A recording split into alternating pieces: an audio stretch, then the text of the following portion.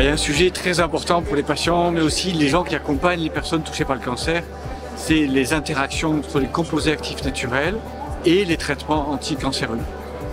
Et souvent, c'était éludé en disant « il ne faut pas », et en réalité, on va voir dans cette présentation que on peut, dans la très grande majorité des cas, associer des composés actifs naturels dont le but est de renforcer la personne, de ne pas chercher à lutter contre le cancer, ça c'est les traitements, mais par contre d'aider à mieux supporter et à renforcer la personne.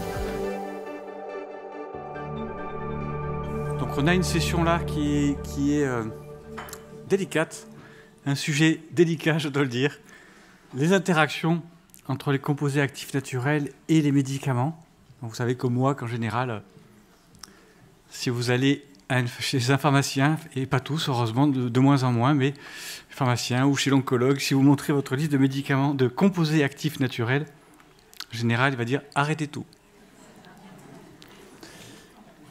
Alors on va voir comment on fait pour faire cette alchimie de toutes ces substances avec un constat, on le verra, c'est qu'on ne peut pas éviter les interactions. Et interaction, ce n'est pas un gros mot. Ça peut être très positif. Un constat, c'est que de toute façon, je pense qu'il faut s'intéresser à la question, parce que la plupart de mes collègues, effectivement, ne connaissent pas la question des composés actifs naturels, ce que c'est, ce que ça représente. Et c'est un constat qui est clair, hein, puisque des patients prennent des composés actifs naturels, l'homéopathie est un des premiers, mais aussi des vitamines et plantes.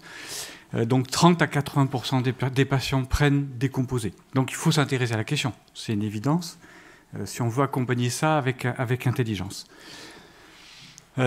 C'était une étude, hein, c'est un congrès des soins de support, un congrès international des soins de support qui faisait le constat que ce n'est pas l'oncologue qui oriente, qui informe sur l'intérêt des plantes ou pas des plantes. Dans 0% des cas dans cette étude, c'était le cas. 0%. Donc il y a certainement quelque chose à faire. Il y a évidemment derrière cette idée d'interaction une réalité qui est là, c'est que les interactions, ça existe. On appelle ça quand iatrogénie, c'est-à-dire quand un médicament, au lieu de donner un effet positif, donne un effet secondaire. C'est quand même 1 million d'hospitalisations. Ça donne une idée de l'importance en France. 130 000 personnes. Et ça concerne les médicaments avant tout. Hein. Mais donc, dans 20% des cas, c'est une interaction. Donc soit c'est des mésusages la plupart du temps, mais dans 20%, c'est une interaction. Et donc ça peut être entre des médicaments, peut-être aussi avec des composés actifs naturels. Donc il y a une réalité d'un problème. Après, je vous disais, les oncologues s'intéressent à la question, sauf qu'ils le prennent d'une certaine manière. Et vous avez ces tableaux, peut-être que vous avez vu si vous êtes patient, peut-être que vous avez vu le pharmacien l'avoir en main, utiliser ce type de tableaux qui sont assez étonnants dans leur communication, puisque vous voyez, on utilise une croix rouge, ce qui logiquement veut dire surtout pas, dans le langage, je dirais, non verbal. Ici, c'est un slash vert qui veut dire c'est bon, a priori. Et puis là, c'est un point neutre, ici, pour dire on ne sait pas, ou a priori, il n'y a pas de problème. Voilà, c'est problématique parce qu'en réalité, on va le voir, par exemple, ici, le paclitaxel, je vous le lis, avec le curcuma, ici, c'est rouge. Voilà, c'est rouge, donc ça semble être interdit. Interaction forte, parce qu'en fait, le mode d'emploi, ça veut dire interaction forte, ce qui ne veut pas dire interdit. Mais on a l'impression que c'est interdit. Voilà. Alors que quand on voit, par exemple, cette étude sur comment peut-être on peut aider à éviter les phénomènes de résistance au traitement, eh bien, on se rend compte que le fameux Taxol, paclitaxel, associé au curcuma, il y a plein de mécanismes activés pour éviter ces mécanismes de résistance. Et donc, un gros intérêt, manifestement, à utiliser notre curcuma avec ce Taxol. Et on verra sur d'autres exemples que c'est la réalité. Il y a une synergie et un intérêt à mettre du curcuma avec le Taxol. C'est extrêmement interagissant de façon positive. Donc très forte interaction, mais qui est positive. Et là, on nous la présente en langage non verbal comme négative. Donc ça, c'est une première question à se poser. C'est interaction positive ou négative. Après, on a là des études, c'est des rapports médicaux, où vous voyez que là, dans cette étude de médecine interne, revue de médecine interne, on nous met quelques exemples forts d'interaction. Alors il y en a un qui est simple, le millepertuis. On va le voir après parce qu'il favorise l'élimination du médicament et a priori il va perdre son efficacité parce qu'il va être trop vite éliminé. Mais vous voyez qu'à des moments, on nous mélange tout, c'est-à-dire que là, ici, on nous met la rhubarbe en disant effet laxatif, ce qui veut dire laxatif, on va plus à la selle. Si on va plus à la selle, risque de diarrhée, de perte de potassium, et un manque de potassium va entraîner un trouble du rythme. Or, si vous prenez des traitements antiarythmiques, il faut être juste et précis. Et donc, si vous avez d'autres éléments qui viennent s'ajouter pour perturber ça, c'est embêtant. Mais là, l'interaction, ce n'est pas la rhubarbe qui est en question, c'est l'effet laxatif de n'importe quelle situation et autre, la rhubarbe favorisant le transit, mais on le mélange avec la réglisse qui va jouer sur l'élimination du potassium. C'est pas clair là, hein, parce que c'est pas la substance en elle-même qui interagit, c'est les conséquences qu'elle peut avoir, elle est laxative, et le pruneau aussi dans ce cas-là. Donc ça manque de clarté à certains moments, et donc on a besoin d'être clair sur l'effet que ça a en fait. Quelle est l'interaction, comment ça joue pour savoir si c'est une précaution d'emploi ou est-ce que c'est vraiment contre-indiqué. Autre exemple là, la Société française de soins oncologiques de support qui faisait un dépliant et on nous montre les cytochromes. Vous avez entendu parler, là, ces systèmes enzymatiques qui permettent, notamment au niveau du foie, mais pas que, c'est aussi au niveau du rein, des poumons, de détoxifier. Et puis on voit que là, tiens, les inhibiteurs, on retrouve notre pamplemousse, célèbre pamplemousse, en vous disant c'est pas bon. Regardez, il va sur le cytochrome 3A4 qui interagit, enfin qui s'occupe de métaboliser plus de 25% des médicaments. C'est pas bon, a priori. Et donc on nous met une liste non exhaustive d'ailleurs de tout ce qui est concerné par... Or on va le voir, en réalité ça concerne que ce qui passe par la bouche, pas parce qu'il passe par voie intraveineuse. Et donc en termes de chimiothérapie, ben non, c'est pas vrai. C'est pas vrai pour ce médicament-là, pour celui-là non plus. Seulement l'étoposide, oui, mais par voie orale. Et c'est pas précis donc, hein, c'est pas très précis. Et si on prend aussi le soja, on nous dit qu'il est inducteur du 3 à 4, ok. Mais bon, la question c'est est-ce que ça a une importance réelle ou c'est juste... Parce que si je vais sur cette database où vous rentrez le nom de la molécule, enfin du médicament et le nom de la plante, vous appuyez, on vous dit il n'y a aucune étude qui montre une interaction significative. Il y a pourtant en théorie une interaction, mais a priori, il n'y a pas de réaction significative. Soyez juste prudents, hein, on peut retenir ça. Donc, la question posée encore une fois, c'est est-ce que c'est significatif ou pas? Et être conscient que ce n'est pas tout blanc, tout noir, c'est peut-être très risqué, c'est peut-être peu significatif. On a besoin d'y voir plus clair. Et donc, prenons l'exemple du pamplemousse. Du coup, il faut comprendre comment ça marche. Hein, le pamplemousse contient des substances, les voici, qui vont aller au niveau... Alors, qui passent par l'intestin. Vous avez l'intestin là. Imaginez le pamplemousse, le jus de pamplemousse, qui va être absorbé au niveau de l'intestin. Là, vous avez les cellules intestinales, les entérocytes. Et ces fameuses molécules vont se fixer au 3 à 4, ce cytochrome, de façon définitive. Donc, elles ne vont pas aller plus loin.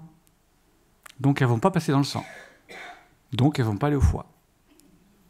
Donc, ça va agir qu'au niveau intestinal. Donc, ne seront concernés que les médicaments qui passent par la bouche. Et par la bouche, pas qui restent dans la bouche. C'est-à-dire qu'ils vont passer par les entérocytes. Donc, on se rend compte que finalement, oui, c'est intéressant de lire l'article pour se rendre compte que ça agit longtemps, hein, ça se fixe de façon définitive, on appelle ça de façon covalente. Ok, la molécule est fixée, elle va rester, elle va s'éliminer avec le temps. Il faut à peu près 10 heures pour éliminer 50% de ce pamplemousse, des molécules actives du pamplemousse, et il faudra 3 jours pour qu'il n'y ait plus rien du tout. Et là, on parle de... Alors, aussi important de se rappeler, pamplemousse, c'est le jus de pamplemousse. Parce que si je prends les pépins de pamplemousse, ce n'est pas du tout les mêmes substances qui sont concernées, c'est des antioxydants, antibactériens, et donc il n'y a aucun problème avec les extraits de pépins de pamplemousse. C'est avec le pamplemousse. Vous voyez, j'ai encore un élément de plus qu'il faut rajouter dans la précision.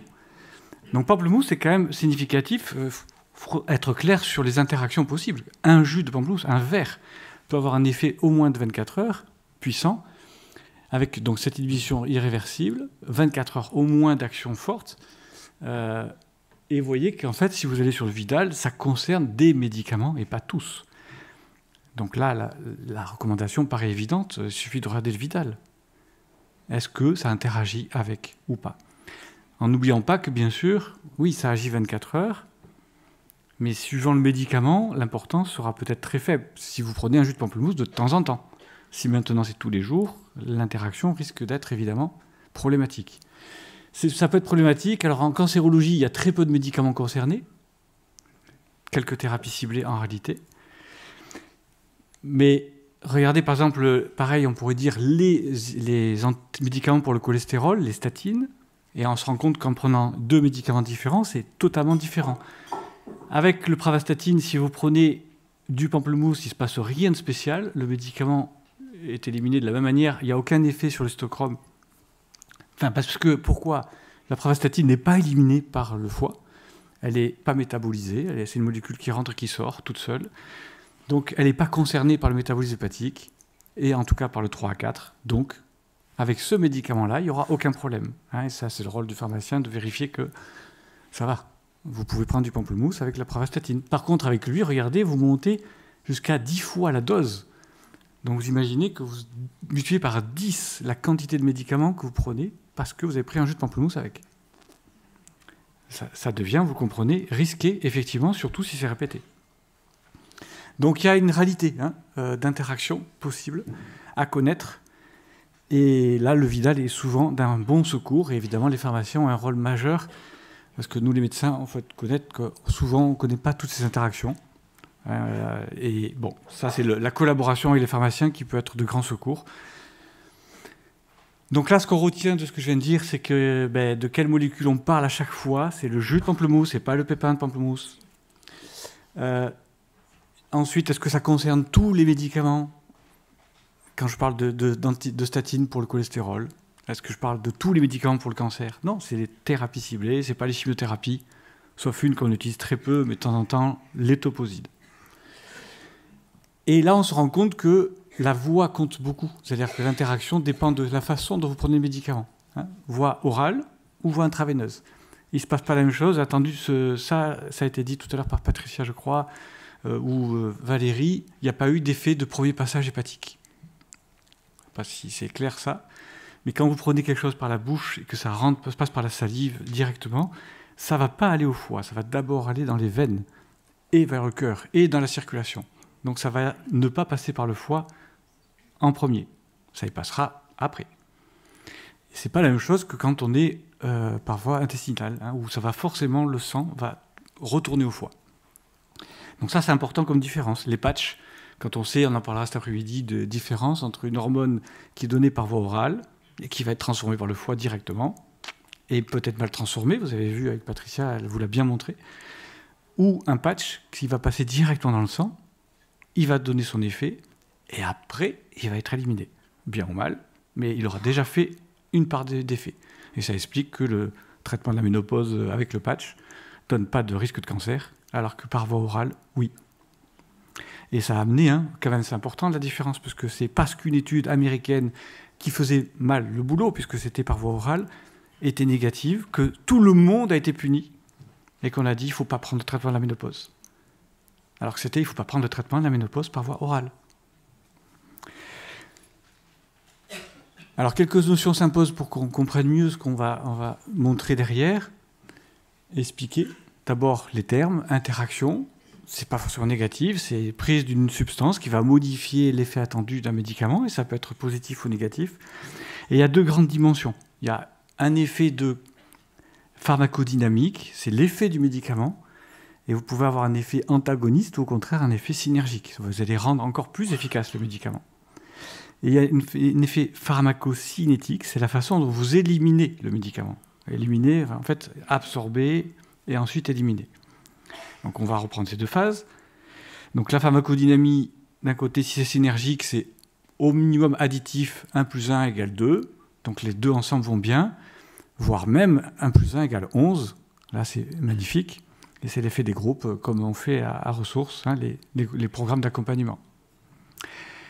Insuline et metformine, ben génial. Vous mettez un médicament qui fait rentrer le sucre et la metformine qui rend les récepteurs plus efficaces pour que ce sucre rentre. Génial. Donc l'insuline marche mieux. Il y a une belle synergie entre les deux. Vous allez donner moins de quantité d'insuline pour être efficace parce que vous aurez associé la metformine ou la berbérine. Vous avez ce qui va interagir de façon non significative. On ne va pas en parler. Ça veut dire que c'est minime, donc c'est négligeable. Et puis ce qui est antagoniste, où là, ben, vous mettez deux médicaments ensemble et 1 + 1 égale en fait 1,2. Alors bof, c'est pas très efficace. Voire même c'est moins. Hein, c'est l'exemple par exemple de prendre de la morphine et puis de la codéine. Il va y avoir une compétition en fait sur les récepteurs à la douleur. Ils ne vont pas s'additionner. Alors oui, paracétamol et morphine, mais pas paracétamol, codéine plus morphine. Hein, et ça, on le sait en tant que médecin. Une autre notion, pour comprendre cette idée de comment ça se fait qu'un médicament peut devenir toxique alors qu'il marche bien, c'est la notion de zone thérapeutique, c'est-à-dire qu'un médicament a besoin, pour être efficace, d'être à un certain niveau de dose, et il ne faut pas qu'il dépasse un certain niveau pour être toxique.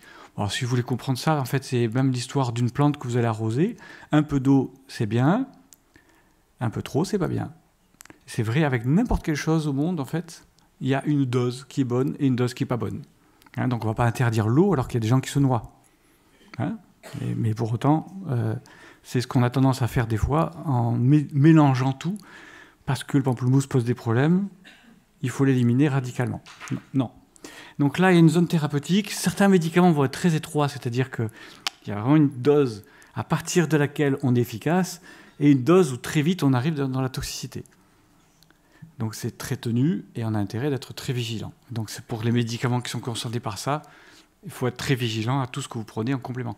Si par contre la zone thérapeutique est très large, vous avez la capacité tranquille de moduler et on va voir des exemples. Alors on a dit la pharmacodynamie, les interactions, un médicament peut venir favoriser l'efficacité ou pas. Et puis il y a l'élimination de ce médicament, tout ce qui va venir, je dirais, entraver ou modifier le fait que le médicament il aille là où on veut. Donc il y a déjà la première étape de l'absorption. Si on passe par voie intraveineuse, c'est facilité, c'est directement là. Si ça passe par la bouche, c'est encore déjà une autre épreuve et une autre variation suivant les personnes, suivant même peut-être ce qu'on a mangé.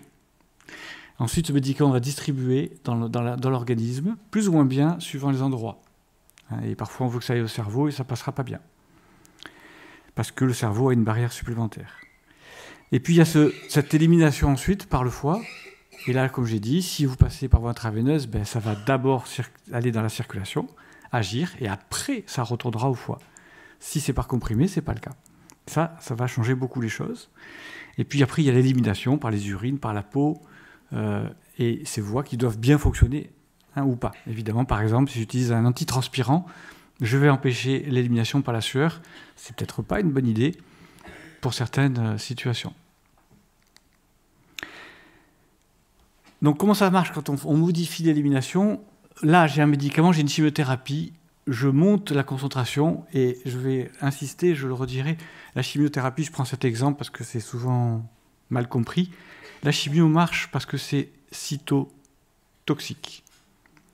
Ça marche parce que la concentration est suffisante. Si vous êtes dans ce modèle-là d'une petite dose régulière, on est cytostatique. On veut freiner, bloquer. Et on n'est plus du tout dans le même raisonnement. Mais quand on est dans la chimiothérapie classique que vous entendez par voie intraveineuse, on veut un pic de concentration et on veut que ça parte vite. Plus ça reste, plus c'est toxique. C'est l'effet d'une bombe. Qu'est-ce qui tue les terroristes? C'est la bombe qui explose. Qu'est-ce qui gonfle tout le monde? La poussière qui retombe, qui pique les yeux, qui fait tousser, cracher, etc. Mais qui va tuer personne. Mais par contre, ça pourrit la vie. Donc, il nous faut... Vous avez l'exemple du méthotrexate qui est le plus édifiant en cancérologie. À haute dose, qu'on utilise dans les sarcomes, on va lancer la concentration très très haut. On est dans des 20 grammes d'injection. 20 grammes, pas 20 milligrammes. Donc des doses massives de chimiothérapie.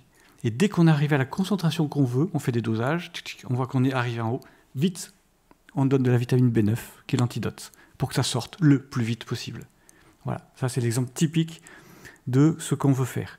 Vous avez un exemple un peu moins brutal, c'est l'Alimta dans le cancer du poumon, où ça serait une faute professionnelle du médecin de ne pas donner de la vitamine B9, B12 qui permet de favoriser l'élimination de ce médicament et éviter qu'il soit trop haut.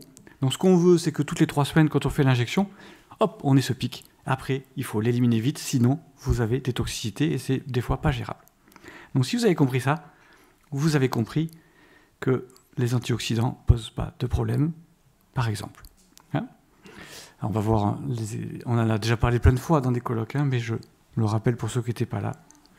Alors l'effet d'un médicament, justement, pour comprendre, quand je fais par voie intraveineuse, si c'est par voie orale, je dis que ça passe par l'intestin et ça va au foie, donc il y a ce problème de ça doit passer par le foie. Et il faut espérer que ça va bien passer par le foie, qui va le transformer en bonne substance. Il y a des chimios comme le capecitabine, Xeloda, il est activé par le foie. Donc on a intérêt à ce qu'il passe par voie orale. Il passe par là, il va au foie, et c'est le foie qui le rend efficace. Donc il y a des situations, vous voyez, le foie vraiment joue un rôle extrêmement important pour rendre actif, et la plupart du temps, c'est pour rendre inactif. Si ça passe par voie intraveineuse, vous allez directement dans la grande circulation, ça passe dans le cœur, et ça va aux organes. Je veux traiter le cerveau, peut-être le foie, le poumon, et je vais avoir une concentration maximale de chimiothérapie qui va dans l'organe voulu, où je veux traiter le cancer, et après, le foie va l'éliminer. Voilà, donc ça, c'est une autre image. L'intestin, le passage des entérocytes, et ensuite le foie, sauf si on est passé par voie intraveineuse. Et ensuite, quand on arrive dans ce foie, comme a dit Patricia, j'aime bien moi imager, vous savez, j'ai pas des diapos du tout aussi belles que Valérie et Patricia. Elles sont épatantes, c'est magnifique. Moi, j'avoue que je suis pas bon. Alors, par contre, j'aime beaucoup les images. Et donc, pour comprendre bien cette étape-là, imaginez que vous avez du cambouis sur les mains. C'est gras, vous ne ferez pas partir ça à l'eau. Vous avez donc besoin de mettre du savon. Et vous allez bien frotter, bien savonner. Et c'est dégueulasse. Et c'est donc cette étape difficile dont parlait Patricia, ça peut devenir plus toxique. En tout cas, c'est vraiment pas bon pour l'organisme, ça. Il faut de l'eau rincée ensuite pour éliminer. Et c'est pour ça qu'on rend, grâce à cette étape-là, les molécules, les médicaments, les substances toxiques, les polluants vont devenir solubles. Et ils vont pouvoir être éliminés par les reins, la sueur, etc. Donc c'est une étape super importante qui demande 1-2, parce que s'il n'y en a qu'une étape qui marche, c'est pas bon. Il faut que tout ça marche bien. Il vous faut de l'eau, c'est un signe. Si après de bonne cuite vous avez soif, c'est pas pour rien. Votre foie, il a besoin d'eau. Il faut rincer, quoi. Voilà, ça c'est un peu plus complexifié. C'est le fait que la molécule prend une molécule d'eau, tac, qui s'est fixée dessus, qui rend ça soluble, etc. Elle a dit, Patricia, on n'est pas tous égaux. Alors d'abord, il y a plein de cytochromes de systèmes, parce qu'il y a ce qu'il faut pour éliminer le plastique, ce qu'il faut pour les métaux lourds, ce qu'il faut pour certains médicaments. Ce n'est pas toutes les mêmes voies. Et chacun de nous sera fort dans une voie et pas dans une autre. Le plus fréquemment utilisé, c'est cytochrome 3-4 pour les médicaments, 25% des médicaments, mais il y a d'autres cytochromes. Et ce qui est difficile, c'est que l'être humain à la complexité, on n'est pas tous égaux, et on a des variations. Vous voyez ici le cytochrome, il y a une variation suivant le sexe, suivant l'âge, suivant la génétique, le polymorphisme génétique. Donc il y a plein de variations. Et tiens, le cytochrome 3-4, hop, il augmente son activité avec l'âge, ce qui explique que les personnes âgées ont une des explications pour lesquelles les personnes âgées ont moins besoin de quantité de médicaments. Et mes collègues, ils oublient souvent une étude pour les anti-aromatases, après 70 ans, on peut donner une demi-dose. Parce que le métabolisme diminuant, c'est démontré, ça va être tout aussi efficace qu'une dose pleine. Voilà, c'est pas la peine de donner une pleine dose, et ce sera mieux toléré. Donc il faut tenir compte de tout ça, c'est complexe. Et aujourd'hui en médecine, vous le savez, vraiment en médecine, on en tient compte de plus en plus. Je pense que demain, on fera des dosages. Avec l'intelligence artificielle qui nous aidera, ce sera beaucoup plus simple pour doser ces cytochromes de façon générale. Et vous avez, avec le Campto, le dosage qu'on ne fait jamais, mais que j'ai fait des fois. Un patient qui ne supportait pas le Campto, mais de façon hallucinante. Et effectivement, quand j'ai dosé l'UGT, il avait un déficit de naissance. C'est de de race. Et voilà, il n'éliminait pas le Campto. Je ne pouvais pas lui donner où il faut que je donne un 10e ou un 20e de dose. Je dois être très attentif. Et pour le DPD 5FU, vous connaissez, c'est un dépistage qui est obligatoire aujourd'hui. Si vous donnez du Xeloda, enfin chimiothérapie orale, capecitabine ou 5FU, vous faites le dosage de cette enzyme pour vérifier que le corps a ce qu'il faut, sinon il ne va pas l'éliminer. Et vous aurez des effets secondaires qu'on n'a jamais sinon, comme une aplasie avec du 5FU, ça n'existe pas, sauf quand il y a des déficits enzymatiques. Parce que le médicament n'est pas éliminé, il devient 5 à 10 fois plus élevé en dosage. Très vite, c'est pour dire qu'après, on définit, pour essayer de s'y retrouver, effectivement, des niveaux d'inhibiteurs, jusqu'à 5 fois, de 5 fois, 1, faire à 5 fois. Donc l'inhibiteur va venir sur le récepteur ici, et il va bloquer toute la transformation du médicament. Les inducteurs, il y a les forts, les moyens, les faibles. Voilà. En général, les faibles, ça va être négligeable. On ne va pas en tenir compte. Voilà. Petite remarque, c'est juste que les inducteurs agissent tout de suite, alors que les inducteurs, eux, ça prend quelques jours pour se voir. Le millepertuis, l'effet ne sera pas immédiat. Sera 2-3 jours après.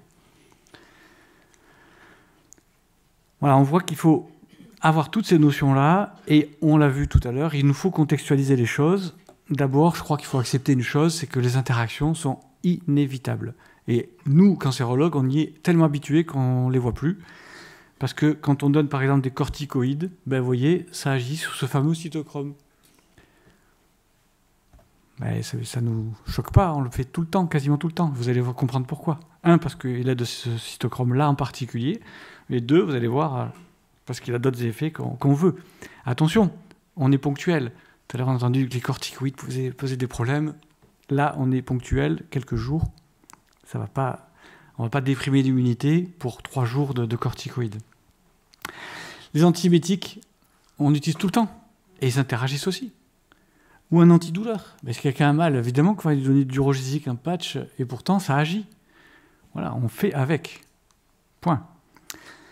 Dans certains cas, on fait avec, mais là, il y a un manque de connaissances quand même. Le paracétamol, par exemple, avec l'immunothérapie. 3 études l'an dernier, en 2022, donc il y a 2 ans. Le plus grand congrès de cancérologie au monde, l'ASCO. On nous montre 3 études qui montrent que si vous prenez du paracétamol, l'efficacité passe de ici à là, de là à là, de là à là. Ici, dans cette étude, on est à 53% d'efficacité en moins. Parce que la personne a pris du paracétamol avec une immunothérapie qui vaut 2 ou 3 000 euros par mois. La parade n'est pas compliquée. C'est que le paracétamol, il est éliminé par le glutathion. OK. Et on vous dit d'attendre 4 heures, parce qu'il faut 4 heures pour régénérer ce glutathion. C'est pas magique, c'est comme ça. À peu près en moyenne. Et si vous prenez du glutathion ou le précurseur du glutathion, la N-acétylcystéine, vous allez régénérer ce glutathion. Si vous faites une intoxication au paracétamol, aux urgences, tous les médecins savent qu'on va faire des perfusions de NAC. C'est le mucomyste ou flumucil, qui n'est pas qu'un fluidifiant. D'ailleurs, retenez bien, tout le monde dit c'est fluidifiant, c'est vrai. Mais pourquoi? Parce que je vous l'ai montré tout à l'heure. Comme ça rend soluble, vous éliminez. Et ça sécrète, ça sécrète, ça sécrète. Et ça aide pas que le poumon, ça aide le foie. Ça aide tous les systèmes de détoxication. Donc évidemment que paracétamol et immunothérapie, ça va de facto avec de la NAC. Si vous prenez du paracétamol, il en faut, vous prenez l'antidote avec. Sinon, vous mangez votre glutathion, qui est juste l'antioxydant le plus important pour l'immunité. Donc vous stimulez avec l'immunothérapie l'immunité, et vous lui enlevez ses gilets pare-balles. Il part au combat pas très bien armé. C'est comme si vous faisiez ça. Voilà, donc on interagit, et il y a des choses à savoir, et on s'énerve contre les plantes, mais vous voyez qu'avec des médicaments, il faudrait aussi être attentif. Et donc là, une explication que je n'ai jamais eue quand j'étais interne, la magie du corticoïde qu'on donne pour éviter les nausées, de vomir. Donc qui sait pourquoi? Pourquoi les corticoïdes sont efficaces? Est-ce qu'il y a quelqu'un qui a une idée, qui sait?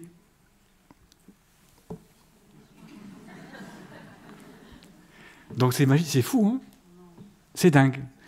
Alors, démonstration.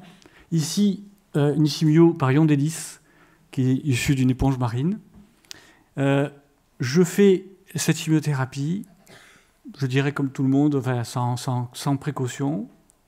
Et voici ce que j'obtiens, 35% de chute des plaquettes. Là, on est dans les grades 3-4, c'est-à-dire des chutes tellement massives qu'on va sûrement être obligé de reporter les traitements suivants. Neutropénie, 40%. Donc, il nous faut des facteurs de croissance pour éviter une aplasie. Et transaminase, c'est-à-dire il y a une hépatite médicamenteuse dans 70% des cas. Si maintenant je mets des corticoïdes à forte dose la veille, le jour et les 3 jours derrière, je chute de 35 à 0 pour les plaquettes. La neutropénie de 39 à 10, 10% seulement. Et il n'y a plus d'hépatite, 3%. Magique. Déjà, une explication, quand même, vous l'avez peut-être noté. Ça agit sur le 3 à 4. Donc ça peut aider à l'élimination du médicament. Et vous noterez tout de suite dans votre cerveau ultra rapide que ça veut dire que si j'aide le foie à fonctionner, c'est pas grave, ça ne rend pas la chimio moins efficace. Je dois préciser que cette étude confirmait la baisse des toxicités sans gêner l'efficacité. Mais on retrouve exactement le concept que je vous ai donné tout à l'heure. La chimio marche parce qu'elle monte tout là-haut en concentration, et ensuite parce que je l'élimine vite, elle n'est pas toxique. Et comme ça passe par voie veineuse, ça passe pas par le foie en premier, mais en deuxième. Mais une fois que le foie est atteint, il fait plus son boulot d'élimination. Mais avec les corticoïdes, manifestement, il se passe quelque chose qui fait que le foie fonctionne bien. Ben ouais. Le foie bloque toutes les processus de détoxication s'il est inflammé, s'il est sous l'inflammation. C'est la cirrhose alcoolique. Aujourd'hui, la cirrhose liée à la pollution, on appelle la stéatose non alcoolique. Eh bien, c'est ça, une inflammation majeure, et les corticoïdes agissent justement sur ce régisseur ici, sur ces régisseurs qui viennent activer toutes les voies, les étapes de la détoxication. Donc, si vous donnez un anti-inflammatoire, vous rendez un service magnifique à votre foie pour qu'il puisse éliminer comme il faut les traitements, sans que ça gêne l'efficacité. Et on l'a vu, c'est spectaculaire quoi, pour la chimiothérapie avec le ion d'hélice. Alors, il y a d'autres anti-inflammatoires. Le resveratrol, on en verra le curcuma, mais il n'y a pas que lui. Tiens, il agit sur NF-κB, c'est-à-dire là, ce fameux NF-κB qui active l'inflammation. Et entre parenthèses, il agit sur la P-glycoprotéine, qui est quand même une protéine qui permet d'éliminer le médicament et qui est justement une protéine qui a tendance à ne plus fonctionner et ce qui permet aux cellules cancéreuses de résister. Donc si on vient les bloquer, c'est que mieux. En n'oubliant pas que ces antioxydants de deuxième génération, ils ont des effets multicibles. C'est là qu'il faut contextualiser. C'est-à-dire que j'ai l'effet sur l'antioxydant, mais pas du tout que. Si je prends tous ces antioxydants, curcuma, thé vert, etc., ils sont aussi modulateurs hormonaux, modulateurs, pas perturbateurs endocriniens. Ils agissent sur la différenciation cellulaire, la croissance, l'apoptose, la métastase. Donc c'est des anticancéreux en plus, c'est des alliés. Ils viennent aider l'action de la chimiothérapie. Et sur le curcuma, donc, on sait, et c'est pas du tout exhaustif. J'ai dû rajouter des choses à côté, moi, sur ce schéma-là, pour rappeler que non seulement ça agit sur l'apoptose, le cycle cellulaire, l'angiogénèse, l'inflammation, l'autophagie, mais aussi les jonctions serrées, éviter la perméabilité intestinale, antioxydant, détoxifiant, il agit sur l'activation de nos processus internes antioxydants. Il est très peu antioxydant par lui-même, le curcuma il est plus antioxydant parce qu'il active ces systèmes-là. Regardez ici ce que j'ai noté. Le Taxol, la chimio active NF-κB, c'est-à-dire que le Taxol est pro-inflammatoire. On le voit, il y a chez certaines personnes une toxicité hépatique importante, qui n'est pas fréquente, mais il peut être pro-inflammatoire. La chimio entraîne l'inflammation. Tout à l'heure, on a dit que le curcuma interagissait fort avec le paclitaxel, il mettait une grosse croix rouge, permettrait de traduire que cette croix rouge, c'est très intéressant, le curcuma avec le Taxol. C'est vraiment une des molécules les plus merveilleuses à associer avec le Taxol. Donc on a des études avec le cousin qui est le Taxoter. Là aussi, on va aider le Taxoter à éliminer. C'est le foie qui l'élimine, aider le foie à éliminer mieux. Globalement, vous voyez que pratiquement toutes les molécules de chimiothérapie vont bien avec le curcuma. On sera prudent sur celle-ci parce que ça interagit sur leur élimination. Donc le Campto, Endoxan, vincristine, c'est une prudence à avoir. Ce n'est pas une interdiction parce que j'ai mis des études. Il y a des études où on montre que ça va bien. Donc les leçons qu'on a retenues là, c'est l'intoxication, elle dépend de plein de facteurs, l'âge, l'hérédité, il va falloir tenir compte de tous ces éléments. Et un élément important que je n'ai pas trop montré, mais parfois un médicament est éliminé par plein de cytochromes. Et alors ça c'est sympa parce que ça veut dire que comme c'est plusieurs cytochromes, ça va être réparti. Et il y a moins de risques d'interaction dans ces cas-là. Donc s'il y a dépendance avec un seul cytochrome, c'est là qu'il y a plus de risques, effectivement. Après, il y a des niveaux d'interaction dont il faut tenir compte, faible, moyen, risqué. Le contexte, l'inflammation, si elle est là, elle bloque tout, et pas que le cytochrome 3, 4, elle bloque tout. Donc, peut-être qu'il vaut mieux agir sur l'inflammation, même si vous agissez un peu sur le 3, 4, parce que vous allez favoriser tous les systèmes de détoxication. Voilà, et si on associe des composés actifs, c'est déjà un conseil, c'est d'associer plusieurs composés pour justement répartir les tâches et réduire les risques d'interaction. Voilà, et on a vu qu'on est obligé de faire avec, hein, on ne peut pas éviter les interactions. C'est juste, il faut en avoir conscience, il y a des interactions obligatoirement. On doit réfléchir aux bénéfices-risques. Sur les antioxydants, et là je reviens dessus pour rappeler que c'est aussi arrêter les amalgames. Si je parle de vitamines, je dois préciser vitamines naturelles, vitamines synthétiques, quelle dose? Parce que c'est pas pareil. Là, vous avez ces études qu'on avait remontrées, Anne-Marie Roussel qui rassemblait cette étude où la vitamine E, par exemple, lorsqu'elle est utilisée en cancérologie, si elle est donnée à forte dose, là c'est la dosage, et là c'est l'effet négatif. Dès qu'on est au-dessus de cette courbe, c'est négatif. Vous voyez que c'est négatif ici, quand on est à fort dosage. Dès qu'on est dans des dosages physiologiques et supraphysiologiques, on est au contraire favorable, surtout quand on l'associe, comme avait dit bien Patricia, qu'on l'associe à d'autres antioxydants. Parce que la vitamine E, elle a besoin d'être recyclée. Elle a besoin de collègues pour la recycler, donc il ne faut pas la prendre toute seule. Voilà, et ça c'est juste pour rappeler que la vitamine E de synthèse naturelle, voilà son mode d'action. Voici les vitamines de synthèse, elles sont nettement moins efficaces. Au pire, tout ce que vous prenez qui reste, c'est peut-être neutre, voire toxique. Donc une vitamine E naturelle et synthétique, c'est pas pareil. Donc ne mélangeons pas tout. Donc les risques d'interaction, il y en aura plus avec les vitamines synthétiques qu'avec les naturelles. Et c'est une question de dose, bien entendu. La vitamine B9, B12, souvent critiquée, c'est pas pareil, une vitamine B9 méthylée qui active tout de suite, alors qu'une vitamine B9 synthétique va devoir être activée par le foie, donc faire travailler le foie, donc consommer nos vitamines B du groupe B. C'est pas la même chose.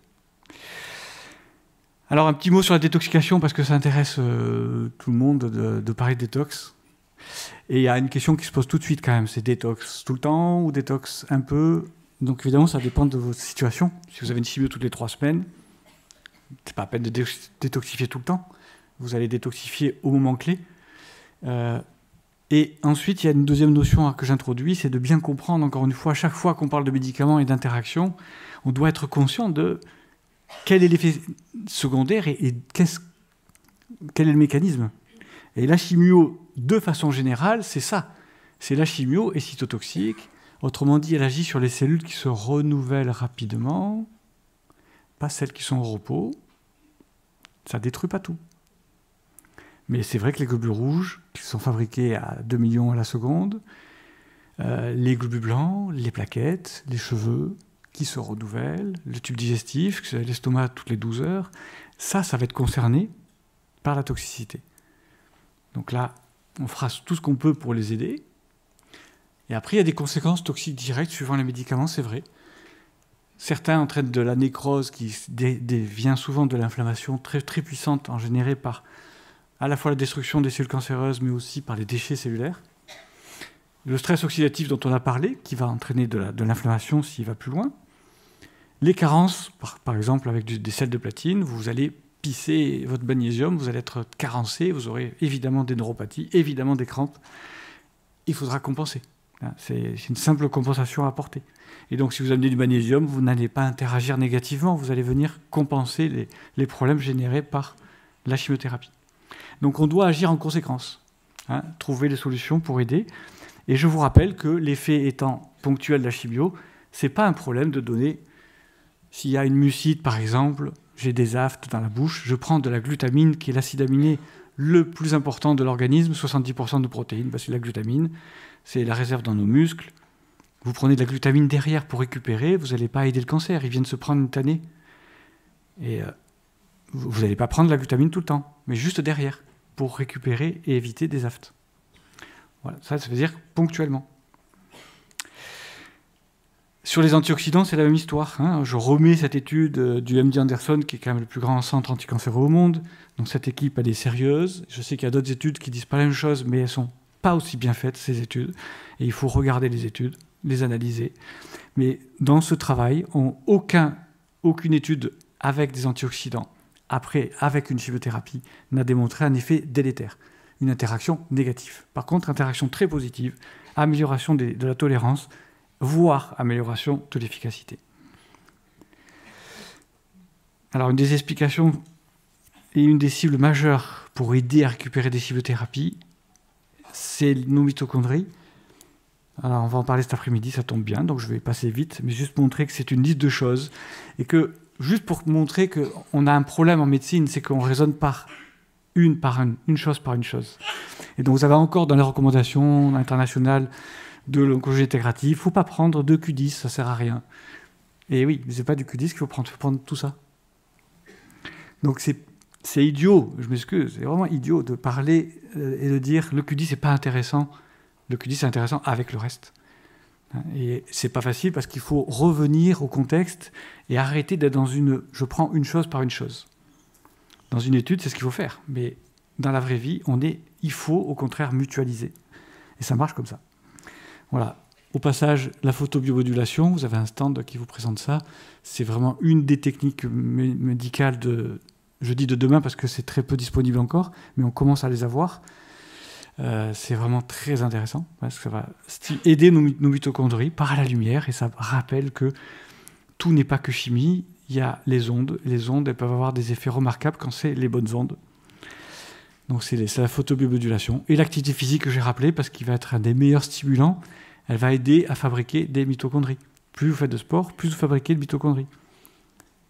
Voilà. Et quand vous faites une chimio comme Taxotere, ce n'est pas le stress oxydatif qu'elle génère qui va attaquer la mitochondrie, c'est que ça va bloquer la production de mitochondries. Elles vont être bloquées. Il faut les relancer. Faites du sport après une chimiothérapie par Taxotere ou Taxol, etc. Rappelons que le stress oxydatif, c'est ces étapes, et pour comprendre là aussi en image, ici, donc, ça rouille, là, ça s'enflamme, et ici, c'est le coup de soleil, vous savez, c'est rouge, et c'est terrible, ça fait très mal, c'est chaud, ça brûle. Donc, quand l'inflammation est très très forte, on est là-bas.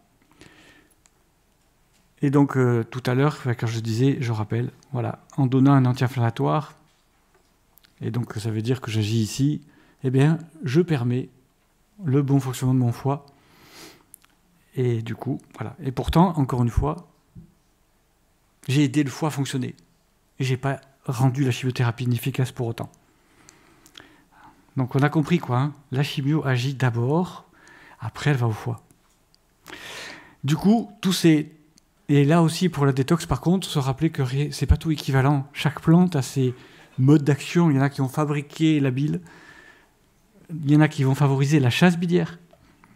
Il y en a qui vont favoriser la détoxication, la phase 1, puis d'autres la phase 2, d'autres qui vont être des protecteurs, comme la desmodium, qui n'est pas un détoxifiant. C'est un protecteur, c'est le parapluie. Donc il faut le prendre évidemment avant, pendant, après la chimiothérapie. C'est pendant la pluie, pas après, qu'il faut le parapluie. Après, on peut l'utiliser, c'est vrai, dans l'idée de régénérer s'il y a une toxicité, et j'en profite pour dire que c'est très intéressant aussi pour protéger les reins. Donc c'est pas que pour le foie. Donc ça, c'est un tableau pour vous amuser à regarder, avec le problème de, quand vous regardez le curcuma, vous voyez, il est agissant sur plein de cytochromes. Mais tant mieux, si c'est plein, c'est qu'il se répartit, il se diffuse, et il a moins de risque d'agir que sur un endroit et entraîner une toxicité. Et c'est intéressant pour vous, ce sera intéressant, je vous montrerai des tableaux pour aller regarder ces niveaux d'antioxydants, si vous êtes thérapeute, pour aller dans le détail. Je passe rapidement là-dessus parce que vous avez tout compris sur le fait que les hormones passent par le foie. Nos hormones qui sont des merveilleuses molécules qui, pour les femmes, donnent une peau douce, des cheveux soyeux, sont anti-âge, pour les hommes, nous donne une virilité, une puissance, une capacité de protection. Dans une voiture, on pourrait dire que c'est les amortisseurs. La route devient belle, il y a une bosse, même pas mal, il y a un virage serré, je reste, je colle à la route. C'est ça. Et quand ça manque, que c'est déréglé, et on te dit, t'as tes règles, eh bien oui, c'est déréglé, du coup, ça marche plus. L'accord de violon est mal réglé. Donc les hormones sont remarquablement importantes. Elles sont adaptatives, elles sont importantes, elles sont bonnes, elles ne sont pas dangereuses. Ce qui est dangereux, c'est le passage par le foie vers ces voies-là. Et la voie ici, moi, ça c'est plus intuitif, ne retenez pas que c'est une vérité absolue, mais que c'est la voie des cancers triple négatifs, par exemple. Et ici, c'est la voie des cancers plus hormonodépendants. Parce que là, ça génère plus des mutations, c'est plus mutagène encore. Voilà. Et ça explique que les cancers du sein, tout à l'heure on l'a montré, quand il y a un risque génétique sur la réparation de l'ADN, eh bien, c'est pas en donnant des hormones qu'on réduit, enfin, vous avez vu naturellement les risques, c'est en donnant des fruits et des légumes, c'est-à-dire des antioxydants. Donc vous aidez en fait le corps à mieux éliminer, vous réparez les dégâts liés au stress oxydatif, et vous avez un effet sur un cancer hormonodépendant. Donc ça, c'est très important de retenir ça. C'est important de retenir ce truc-là. Et du coup, vous vous dites, mais le pamplemousse, puisqu'il aide et qu'il empêche cette voie-là, par exemple, ben, il n'est pas si diabolique que ça, quoi. C'est juste tout est bon qui est à sa place. Si je suis en train de prendre une thérapie ciblée, je vais éviter mon pamplemousse. Mais si j'ai fini, que j'ai un cancer hormonodépendant, un cancer de prostate, que je veux prendre du pamplemousse, ben, au contraire, c'est bienvenu, là. Il agit ici. Le pamplemousse, il a une action, il inhibe cette voie-là. Tant mieux, moins de substances toxiques. C'est pour vous montrer quand même que ceci est enseigné aujourd'hui à la fac, à l'université, et ici à Grenoble, et pas que, hein, il y a d'autres universités qui s'y mettent. Donc cette compréhension, parce que je ne l'ai pas appris à la fac de médecine, hein, mais c'est enseigné aujourd'hui en poste, quand on est après médecin, une fois qu'on est aisé, donc dans ce DU de physionutrition, voilà, de médecine fonctionnelle. Donc vous voyez le 3 à 4, ben oui, peut-être éviter de le stimuler, il vaut mieux aller par là. Hein. Et Patricia l'a cité, hein, le soja, c'est pas que. Donc c'est rappeler cette idée que le soja interagit c'est un perturbateur endocrinien. Non, c'est un modulateur de l'activité des œstrogènes. Ici, là, c'est un modulateur. Et deuxièmement, c'est aussi un inhibiteur de la production d'hormones au niveau des graisses. Donc c'est un copain de l'hormonothérapie. Et puis il favorise la bonne voie d'élimination, et il diminue la production, il favorise l'utilisation des hormones au niveau des tissus, et il modifie aussi toute la cancérogénèse, la signalétique de la cancérogénèse. Donc évidemment que c'est un allié. Voilà, et elle rappelait que c'est 29, après un cancer du sein, en manger 5 fois par semaine, juste 5 fois par semaine. Et tout type de soja, alors évidemment plutôt bio, hein, s'il vous plaît, mais c'est 29% de risque en moins de récidive, et c'est 32% de récidive en moins, et il n'y a pas de problème d'interaction avec le tamoxifène. Ça marche avec le tamoxifène, et je vous ai montré que ça marche forcément avec les anti-aromatases, hein, Arimidex, Femra, et aromazine. Je vous ai montré que c'était aussi un anti-aromatase.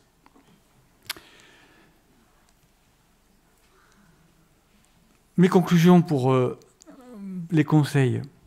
Il faut contextualiser, parce qu'en plus, quand on dit aux gens « ne prenez pas », ne prenez rien, faites comme avant, mangez comme avant, etc. Vous empêchez une chose essentielle qui est ici. Un des défis qu'amène le cancer, c'est le défi existentiel, la confrontation à l'impuissance. Et c'est juste le sentiment le plus terrible qui soit pour l'être humain.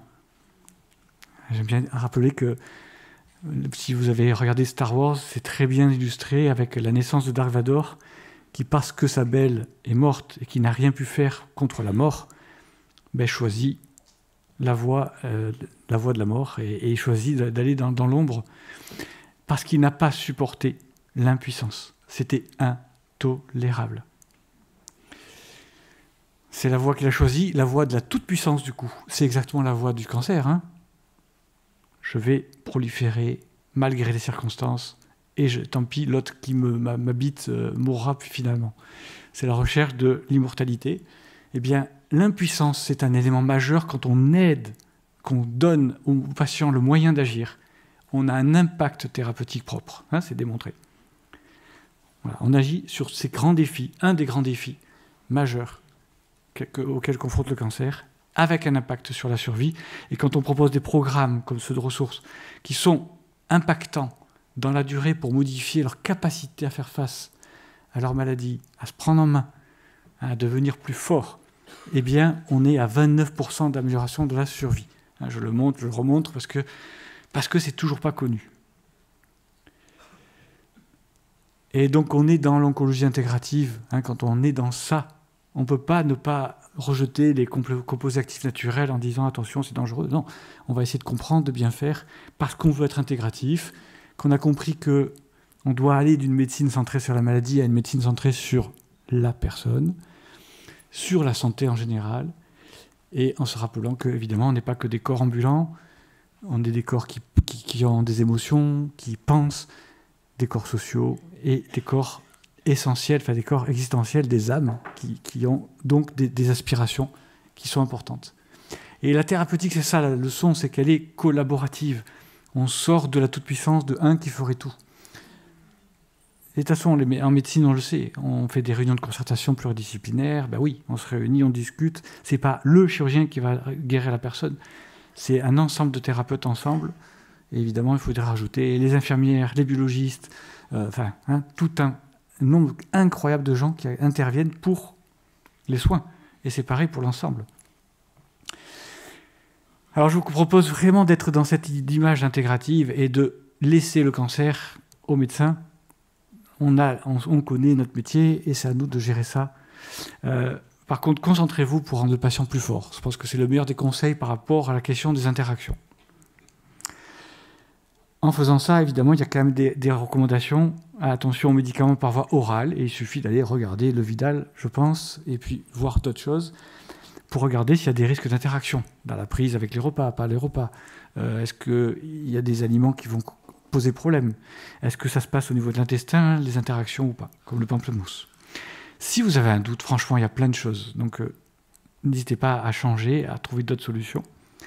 Et quant au risque de toxicité, important, c'est quand même rare, heureusement. Encore une fois, ce sera dans le Vidal.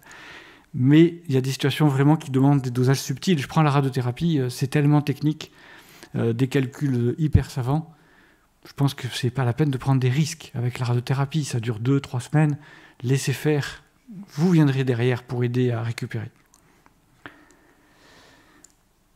Et il y a une façon de faire pour ne pas interagir, c'est d'éviter la chimie. On reprochait à l'homéopathie qu'il n'y ait pas de chimie. Ben oui, ça ne marche pas comme ça. Hein. C'est de l'information, c'est des ondes. Pour ceux qui veulent comprendre, un téléphone portable, il marche avec des ondes, pas de la chimie. Ben, l'homéopathie, ça ne marche pas avec de la chimie, et donc tant mieux, pas de risque d'interaction. Et vous regardez cette étude extraordinaire, magnifique, qui a été challengée, hein. Elle a été attaquée et elle a été réhabilitée tout récemment. Donc c'est en Allemagne que ça se passe. On fait une étude randomisée double aveugle, donc il y a tous les critères absolus. Des gens qui ont cancer du poumon. Je prends l'homéopathie individualisée. Je prends des petites granules de sucre. Je prends rien. Pardon, je prends le traitement conventionnel seul, sans cette aide supplémentaire. Eh bien, qu'est-ce qui se passe? Une amélioration de la qualité de vie dans tous les critères mesurés. Au bout de 3 mois, il y a tous les critères de qualité de vie sont améliorés. Et on a une amélioration de l'espérance de vie. Et ce n'est pas parce que l'homéopathie agit contre le cancer, c'est que quand vous améliorez la qualité de vie des gens, c'est l'étude que je vous ai montrée tout à l'heure, c'est 29% d'amélioration de la survie. C'est exactement ce qu'on retrouve là. Hein. Exactement. Donc c'est très important de travailler à améliorer la qualité de vie des gens alors qu'ils ont un cancer. Évidemment, après aussi, les clés universelles, je passe vite parce que Valérie vous les a dit vraiment. Hein, et il y a des choses qui sont universelles comme des panacées. Panacée, c'était la fille d'Esculape, le dieu de la médecine. Ça veut dire des médicaments universels et qui risquent rien en général. Les plantes adaptogènes, la gestion du stress, le sommeil, l'alimentation, etc. Si vous voulez trouver de l'information plus précise et travailler, parce que ça vaut le coup, il y a plusieurs sites que je vous ai mis. Si vous êtes phytothérapeute et autres, celui-ci que Sabine, merci Sabine, m'a signalé, qui est remarquable et qui est beaucoup plus poussé, parce que vraiment, les sites officiels sont très, très, très simples. Il manque considérablement de profondeur, et vous aurez intérêt à aller sur ces types de sites, voir ce site-là, si vous voulez vraiment y voir plus clair. Et vous avez un livre qui peut pas mal aider pour mieux comprendre comment aborder les choses. Merci.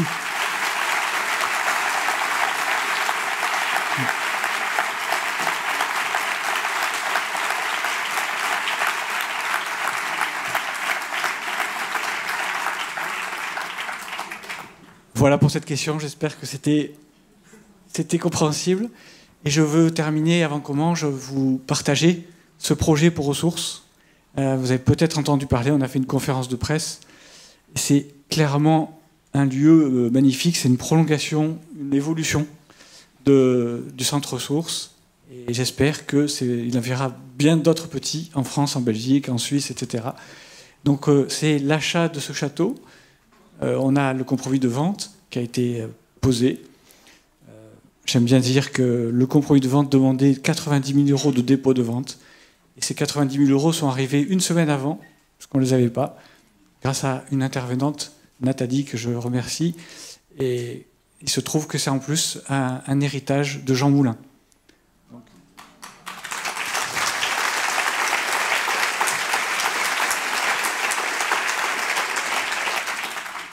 Et du coup, ça nous permet d'avancer. La vente se finalisera, on l'espère, fin février. Et donc, on passera de ce modèle ressources, qui était fort sympathique, mais qui a fait son temps, qui passait grand, et puis on voulait un cadre évidemment différent. Ce fameux pourquoi ? Parce que le programme dont on vous a beaucoup parlé, avec les premières participantes là en 2012, c'est une expérience magnifique et merveilleuse. À chaque fois, les personnes qui participent le disent. Mais on a accompagné finalement... D'abord, on a réussi à montrer que c'était duplicable, puisque des centres ressources, il y a plein de représentants ici, là, ça a été dupliqué à Montélimar, à Reims, à Saint-Avold. Donc maintenant, c'est ressources Ardennes, ressources Moselle, pardon. Enfin bref, dans 5 autres centres, c'est dupliqué. Donc on a montré qu'on pouvait le faire, on a montré qu'on pouvait le dupliquer. Mais on a accompagné qu'un millier de personnes à travers ce programme-là. Je ne parle pas des soins de mieux-être, c'est plus de 10 000 personnes, hein, mais pour ces programmes-là. Et le constat, c'est comment faire pour que beaucoup plus en bénéficient, sachant que c'est 1300 personnes qui apprennent un cancer chaque jour en France. Et on a aidé que 1 millier de personnes en 10 ans.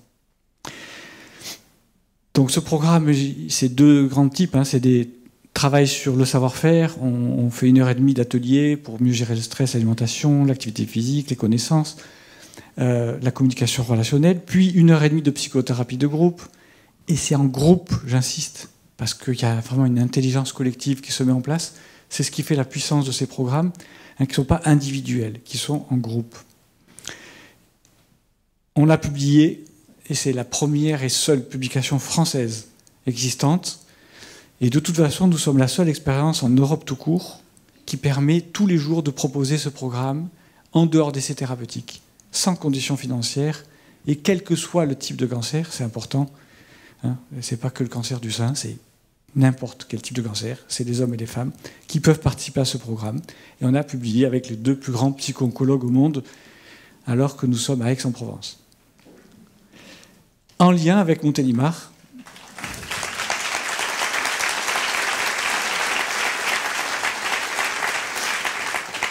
après, j'ai envie de vous montrer que, bon, je veux vous convaincre qu'on a de la suite dans nos idées, qu'on croit que ça se fera, ce fameux centre. Et je vous remontre ce jeune homme-là qui, il y a 10 ans, plus de 10 ans, 2011, voilà, présentait le projet de création du centre, le fameux centre ressources que vous avez vu tout à l'heure, avec du coup des articles, tiens, le Parisien qui en parle, ici, le cancer, l'espoir se lève à Aix, un centre, oui, de santé intégrative, précurseurs, mais ils n'ont toujours pas compris ce qu'on fait. Vraiment pas. Et donc, il faut qu'on ait un lieu plus grand pour qu'on puisse rayonner et que ça puisse être connu. En plus, il y a un enjeu quand même, on l'a dit, il faut aller vers la prévention. Nous sommes la France numéro 1 mondiaux. Vous allez sur le site de l'OMS, Globocan Cancer, et vous verrez, voilà, vous cliquez. Nous sommes numéro 1 mondiaux de l'incidence du cancer du sein, numéro 3 pour le cancer du pancréas. Il est temps d'aller vers la prévention. Et si nous, on arrive à réduire les récidives dans le cancer du sein de 50%, c'est qu'on permet d'agir sur les causes, et donc ça va être utile et intéressant en prévention primaire. Donc ce lieu, l'arc qui est en bas, la colline, des collines préservées qui est protégée en haut, on aura un restaurant là, on aura une boutique, on a plein de fontaines, on a une source qui alimente tout le domaine. Voilà, c'est juste magnifique pour à la fois accueillir en plus grand les personnes touchées par le cancer et les aidants. Et vous imaginez bien que là, on peut passer la journée. Il y a des espaces aussi de repos pour être seul, travailler en groupe, seul. Et puis, on aura, je l'espère, donc de l'hébergement pour pouvoir des séjours de ressourcement. Et dans l'image, vous le voyez, et j'espère aussi qu'on ira vers ce centre de bien-être qu'on construira. Donc là, vous voyez le bas, c'est un château avec une très belle hélice d'ADN.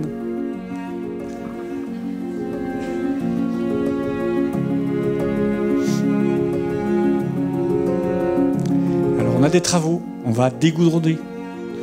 On va mettre d'aller ici en pierre, on va enlever le goudron. On va refaire la porte d'entrée. Enfin, on va rendre tout ça plus beau. C'est un diamant brut qu'on va améliorer. Et tellement amélioré qu'on va aussi... Ça va être du travail auprès des politiques. Mais construire ce centre de bien-être... Alors en fait, le dôme est plus grand que ça. Ça, c'est un premier dessin. On n'a pas eu le temps de mettre le nouveau. Voilà. Donc l'idée, c'est que ce soit accessible toujours à tous. Ben voilà, on compte sur vous pour faire connaître. On compte sur vous pour récolter des fonds.